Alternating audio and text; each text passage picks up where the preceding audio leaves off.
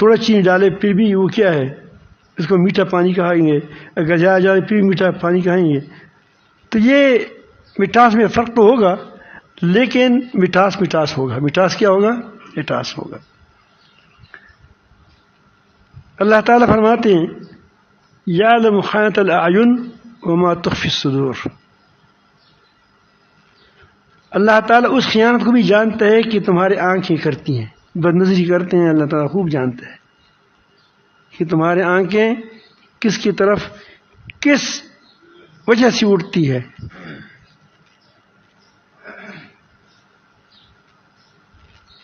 اور جو دلوں میں تم کینہ رکھتے ہو، یا ریاکاری ہے یا جو کچھ ہے، اس کو بھی اللہ تعالیٰ جانتے ہیں، اس خیانت کو بھی جانتے ہیں اللہ تعالیٰ. یہ دل و دماغ آپ کو اس لیے نہیں ملے ہیں کہ آپ اس سے اللہ کی نافرمانی کریں. اللہ تعالیٰ کی دی ہوئی امانتیں ہیں کہ اس سے آپ کا کاروبار بھی کرو، چل چلاؤ بھی کرو، اور اس سے عبرت بھی حاصل کرو. اور آپ اس کو غلط استعمال کرتے ہیں، غلط استعمال کی خیانت ہے. قرآن مجید نے کہا خود یعلم خائنۃ الاعین، یہ بھی خیانت ہے. آپ نے کس سے چاقو مانگا اور اس نے نیا اس بیچارے نے اس کو کیا وہ تیز کر دیا ہے. بھئی میں نے ابھی تیز کیا، انہوں نے کہا کہ میں اس سے وہ امرود کاٹتا ہوں. امرود تو ہلکی پھلکی چیز ہے، اور آپ نے وہاں جا کر امرود بھی کاٹا اور ساتھ مسواک بھی بنا رہا ہے وہ اس سے، اور سخت چیزیں کاٹتے ہیں اس کا. یہ آپ خیانت کرتے ہیں. تم نے اس چیز کو جس استعمال کے لیے لیا تھا اس کے خلاف استعمال کیا تم نے.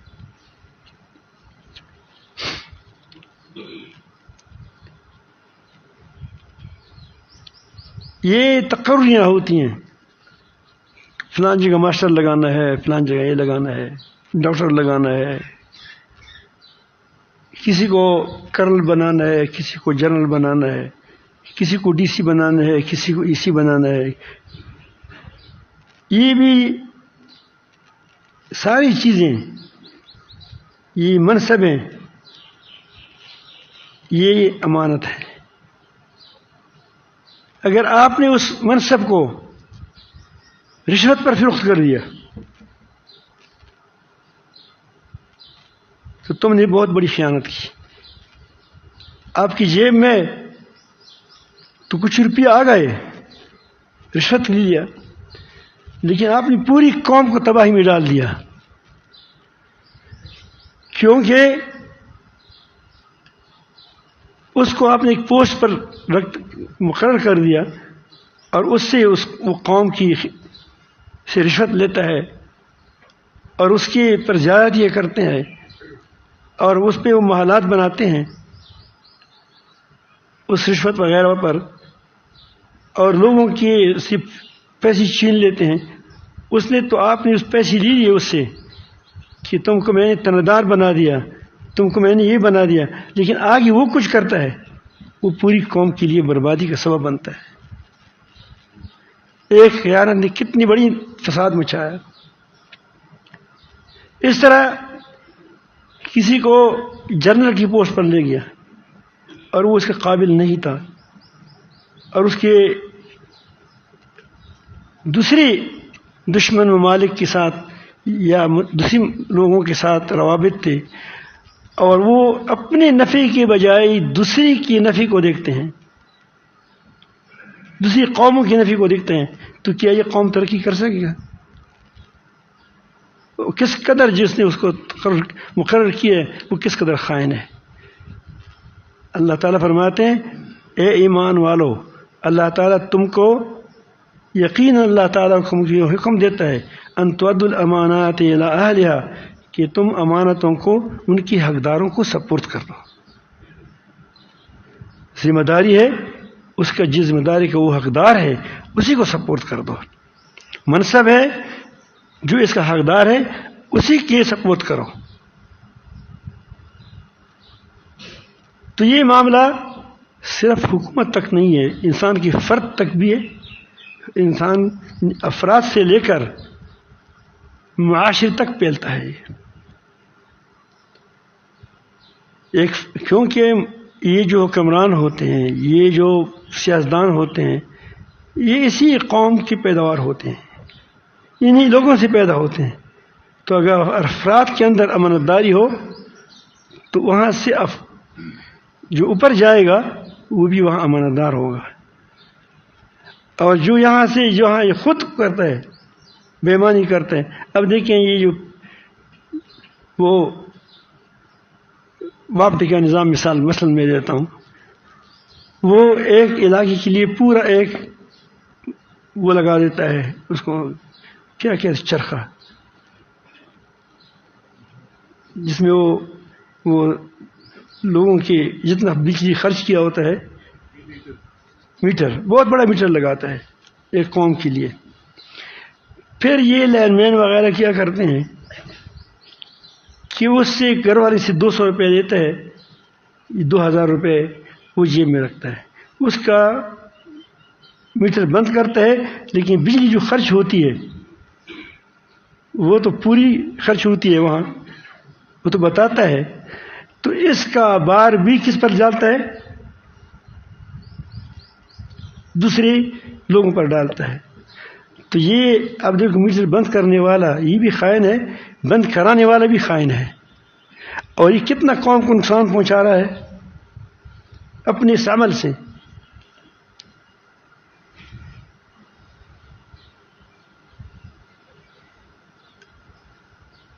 ایک زمانہ تھا، ایک بار میں وہاں کسی کی بات سن رہا تھا، سائنسدان تھا،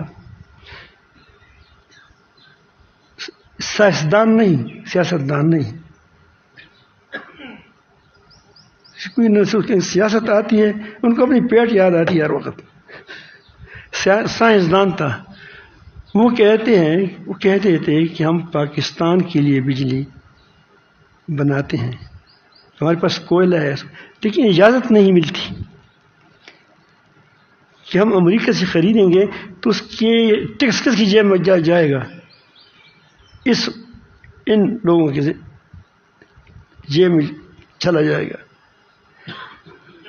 اور چین نے کہا تھا کہ مجھے یہاں جو کراچی تم گند بلا بھٹ اس میں بڑھ پڑا ہے کچرے، میں اسی کچرے سے بجلی بنا کر تمہارا شہر بھی صاف ہوگا، تم کو بجلی بھی ملے گی۔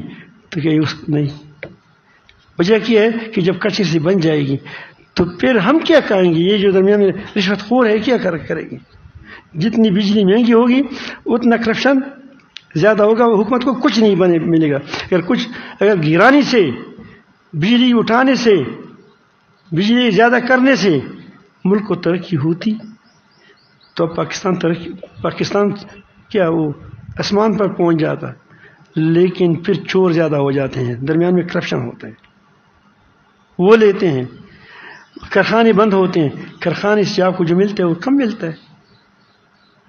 اب آپ کراچی میں جائیں، کتنے کارخانے بند ہو گئے۔ یہ ہماری جو ہم سے بنے ہیں، جو ہمارا نچوڑ ہے، نچوڑ بڑا بدبودار ہوتا ہے۔ آپ گوبر کی بہت بڑی ڈھیر ہو، اتنی بدبو تم کو نہیں آئے گی، کیونکہ اس میں اور ملاوٹیں بھی ہوتی ہیں، لیکن اس گوبر سے آپ نچوڑ نکالے، پھر اس سے نچوڑ نکالے، کیوں جتنا بڑا افسر ہوتا ہے، بڑا درجہ ہوتا ہے، اتنا اسے نچوڑ نکلتا ہے۔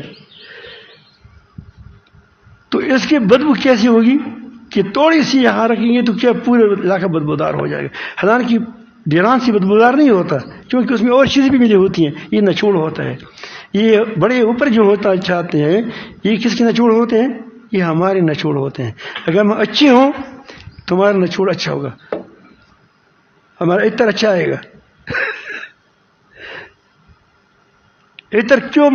یہی پھولوں سے بنتا ہے، کوئی زیادہ خوشبودار ہوتا ہے۔ وجہ یہ ہوتی ہے کہ اس میں تو اور چیزیں بھی ملی ہوئی ہوتی ہے، اس پھولوں سے